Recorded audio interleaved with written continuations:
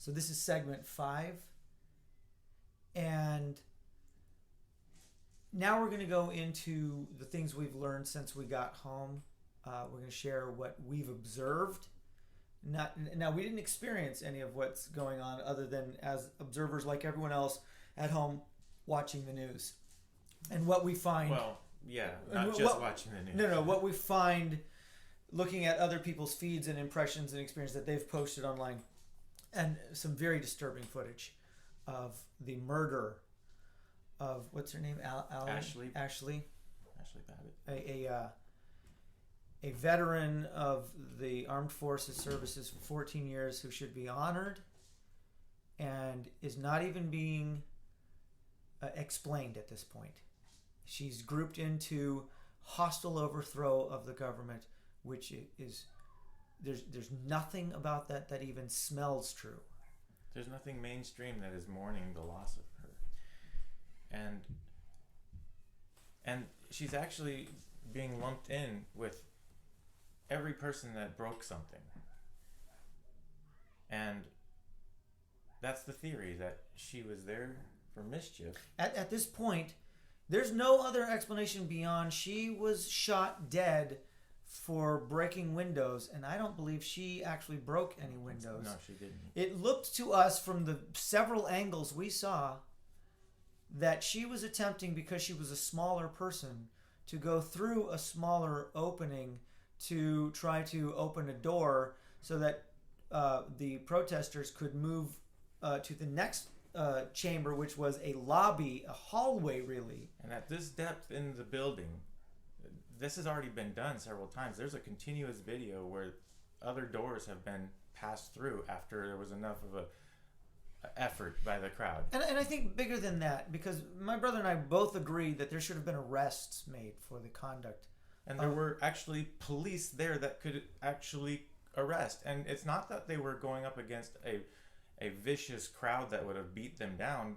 They were standing shoulder to shoulder at rest, calm. Right. There was no violence between the police and the protesters. There was no shoving, pushing in this room where this woman was shot. That may have been somewhere else, but not in this room. And there were officers that could have arrested her easily. They could have, and mind you, we're hearing audio. There's plenty of video of all of this. And we're hearing audio, and you do not hear the words, "Get down on the ground and put your hands behind your back." There's no attempt to arrest anyone. There's not even a stop or I'll shoot. Yes. There is no back off or you will be shot. There's no warning. Nothing. There is a gun pointed at her from through the window. It's trained on her. Someone was zeroing in and executed her. It was an execution. Now, we need to talk about a little bit of what was going on outside of the room, because and the timing here is important. We left the rally at about 1:30 p.m. According to the news, the breach happened about 1 p.m. And from what we understand, the lady was shot and killed around 3 p.m. Now we need to talk about our president-elect, Joe Biden. Today was December 6th was a big day for Joe Biden. The joint sessions of Congress and Senate were meeting to count the electoral votes and confirm his new election to the President of the United States of America. This was where everyone in the world should have been focusing their attention. And this would have happened between the time of about 11 a.m. and however it ended after the debates, which would have been about 3, maybe 5 p.m. This is where everyone's focus should have been. And what did Joe Biden plan for the 6th of December? At what, like 1:30? Planned for 1:30 p.m., Joe Biden had a stage set with lights and cameras and hot mic and an audience, too. It seems there was an audience. Yeah, they asked him questions. Oh, right. There was an audience of journalists gathered. For what was the topic? The economy.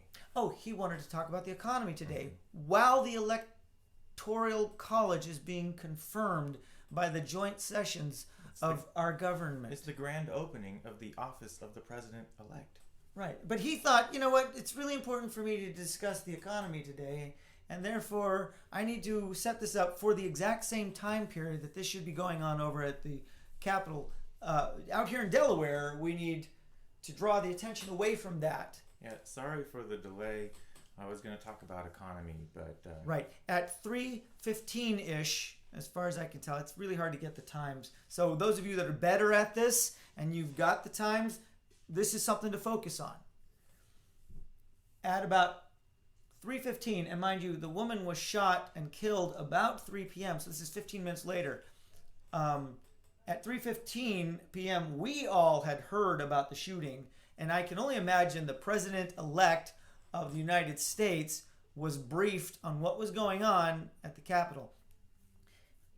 Joe Biden came on. You would hope. Joe Biden came out at about 3:15 p.m. estimate and gave a speech about what was going on at the Capitol. It was a stellar performance too, his best ever. You may be Joe Biden's biggest fan. You may have voted for Joe Biden with all your heart. You may think that Joe Biden is vastly better than Obama and deserves all the attention. What I'm saying is, as great as you may think Joe Biden is, you must have noticed over the past year that Joe Biden doesn't make great speeches off the top of his head, especially under duress. We're going to pause this for a minute. Okay, that wasn't low tech. That wasn't the quarantine check. Okay, where were we? We were talking about the timing. The timing. Okay, so Joe Biden comes out and the quality of his speech. Yeah, right. It was very good. So we're back into it. Joe Biden makes a speech. I'm not talking about the content of his speech. I'm just saying.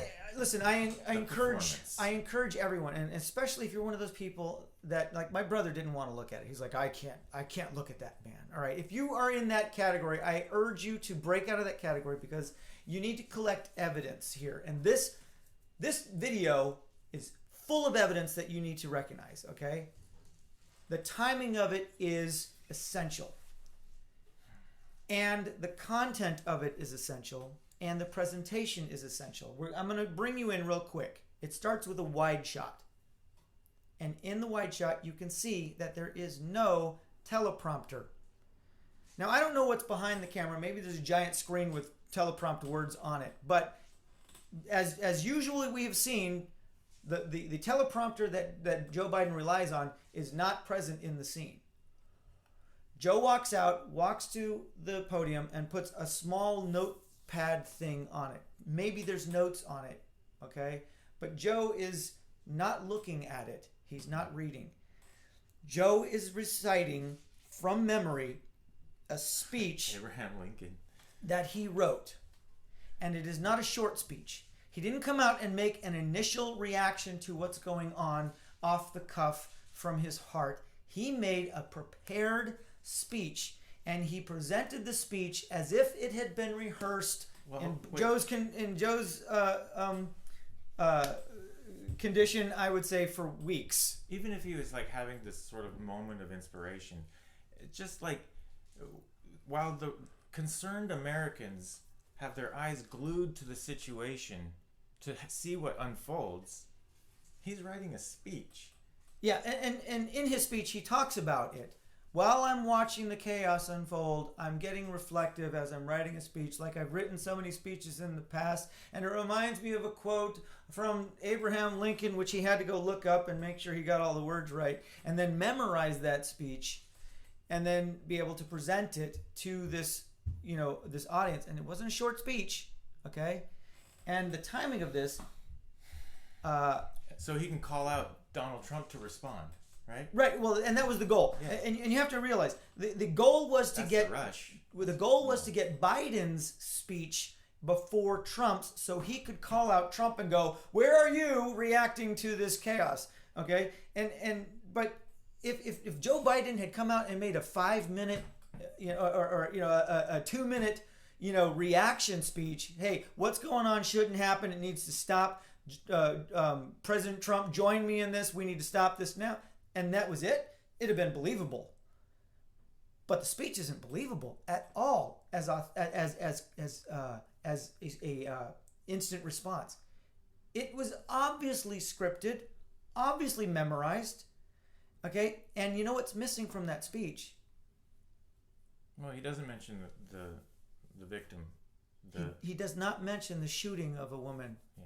He says broken windows and destructive things. Yeah. And people messing with things on desks. Pretty easy to expect those things to happen when you're writing this speech. Well, if you stage a chaos invasion of the Capitol, you can pretty much guarantee there's broken windows and people knocking things off of desks. And maybe just to be careful, you make sure there's broken windows and he messes in people's offices. He definitely could have confirmed that, but you gotta.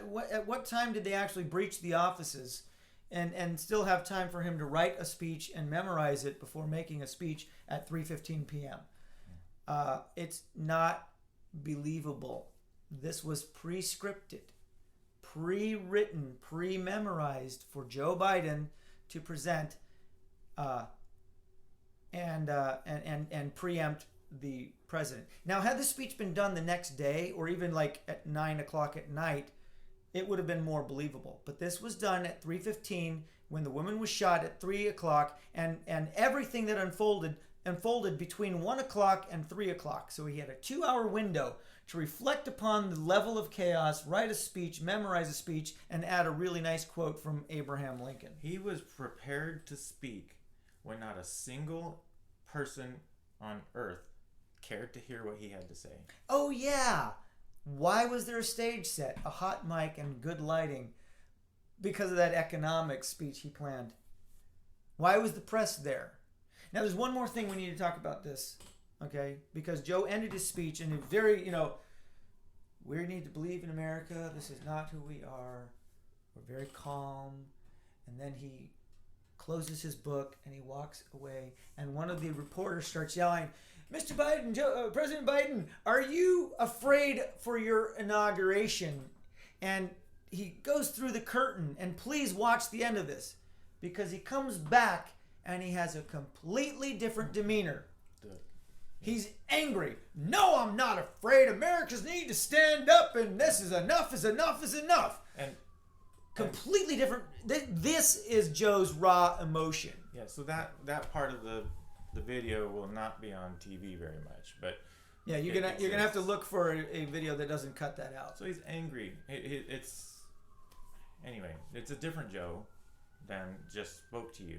Yeah. After preparing. Right. Which means while the Capitol is being sieged by insurrectionists, he's preparing a speech to talk to you when you're still concerned with the status of what's going on at the Capitol. Right. We didn't know that by 3:30 everyone had been cleared out till the next day. So the whole speech by Joe Biden, if you analyze it, it indicates, I think, very clearly, at least enough for a serious investigation, that Joe Biden knew the Capitol was going to be breached. And that explains maybe why the chief of the police there is resigning before he has to answer that investigation.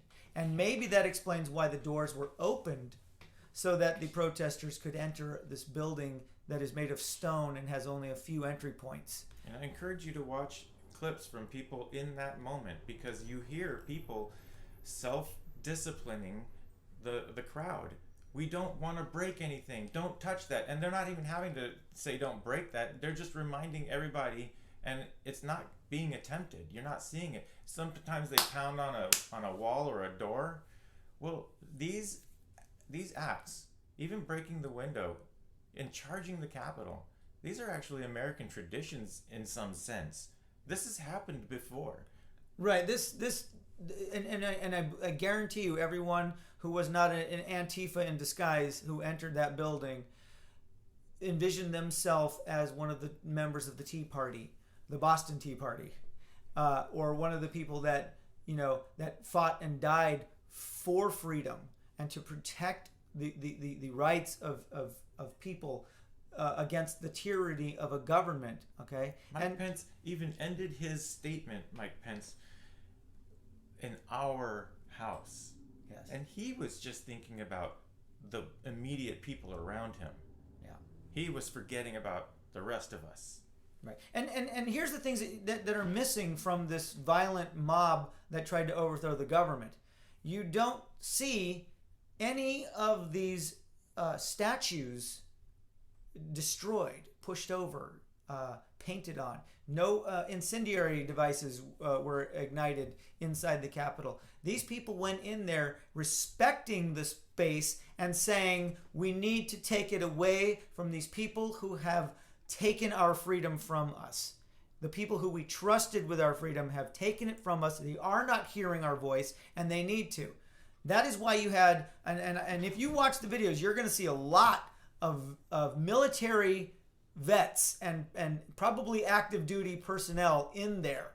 Okay, you're going to see jarhead haircuts, and you're going to see Navy caps, and you're going to see military insignia. You're going to hear happy chants and people, and you see people hugging. Yes. You do not see destructive. And Nancy Pelosi's office, count the number of destroyed computers.